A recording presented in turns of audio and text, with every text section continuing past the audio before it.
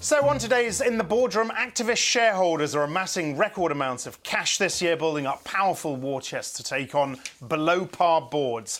Murky supply chain, sky-high executive pay, nervous spenders and fusty directors are all on their target list. So are boards rising to the challenge or going on the defensive? I'm joined via Skype by boards and corporate governance expert Lucy Marcus. Good to see you again, Lucy. Happy New Year to you.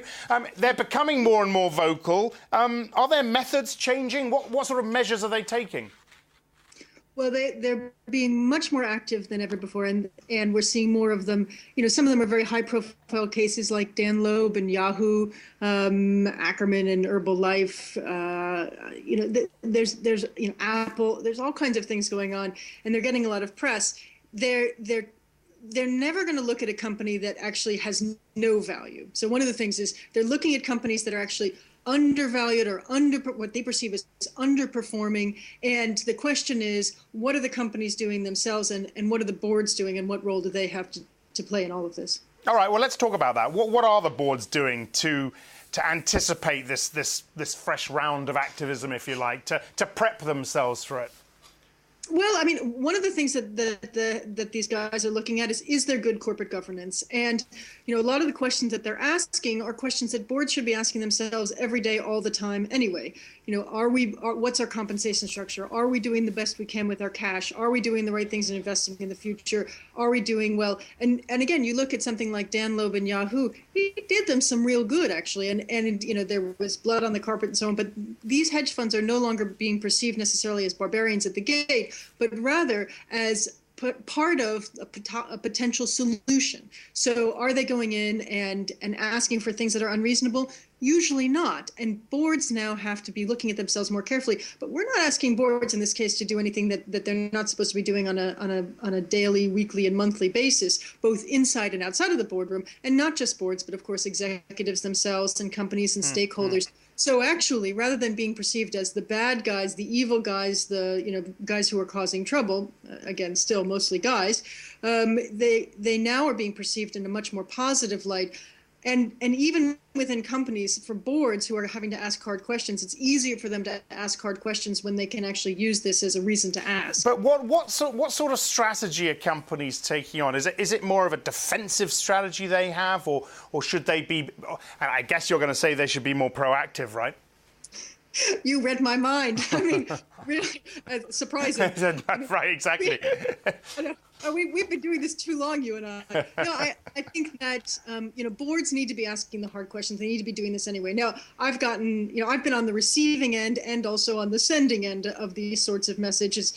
I've been in boardrooms where companies have been in trouble and have started getting approached by investors and being rumbled and saying to them, you've got to, in some cases, we've got to be thinking harder about what we're doing. I've also been on the sending side where we've been saying to companies, okay, you are a potential target for this. The only thing that makes me slightly uncomfortable, I have to say, is, of course, now there's a whole new line of business for professional firms and banks, which feels a little bit like a sort of scaremongering thing where they're saying, oh, you're going to be under attack, we're going to help you figure this out. Yep. And so, of course, they can make a lot of money from that. But if companies aren't doing that anyway, then it's not just because they should be afraid of hedge funds or other activist investors. They should be looking at this anyway, because in difficult times, we've been in difficult economic times for quite some time.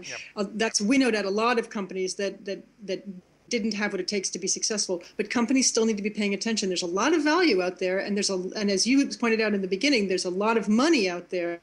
And good companies deserve to have good, strong management with good corporate governance and good future-proofing activities going on. And if they're not, you can expect one of these guys at your doorstep. A positive side is, if they come to your doorstep, it means that your company still has value and that there's something to be saved. So there's an upside to it, I suppose. All right, and also just to add on to that, what you were talking about, Deutsche and JP Morgan Chase, I know a couple of companies that are offering these so-called vulnerability assessments. So I'm surprised, actually, it's not the consultancies, the McKinseys and the Bains of the world offering this stuff. Oh, they are too. They do as well, right? And I mean, because of course, it's a good reason for, boards need to do these self-assessments on a regular basis anyway, and that's as good as a reason for, for this to get done now. And in some cases, the threat of activist investors is a help to boards, because then they can go in and say, look, I'm asking these hard questions so somebody doesn't have to. Our job as board members is to go in there and ask the questions in a safe environment before somebody else comes and. All right. Yeah, sorry to interrupt. Just a quick final question. Any examples you can give us of companies working particularly well with their shareholders? And do companies in Europe work better with their shareholders? And is that the reason we see less outward activism from shareholders in Europe?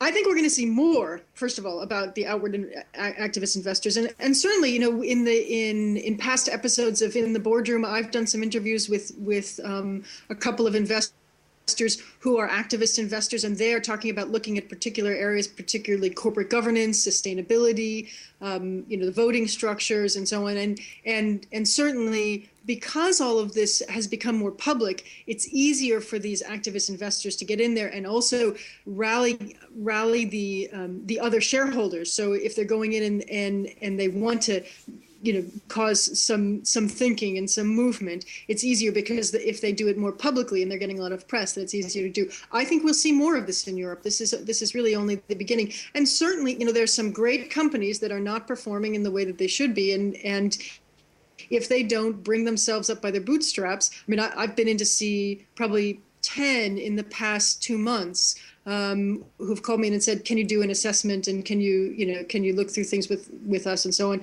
and it's a delicate matter. But if they don't do it inside the boardroom, then someone else is going to come and do it for them in a not as friendly manner. All right, Lucy, many thanks. That was great. Lucy Marcus talking about what to expect from activist shareholders in 2014. That's it from me. I'm Axel Threlfall. This is Reuters.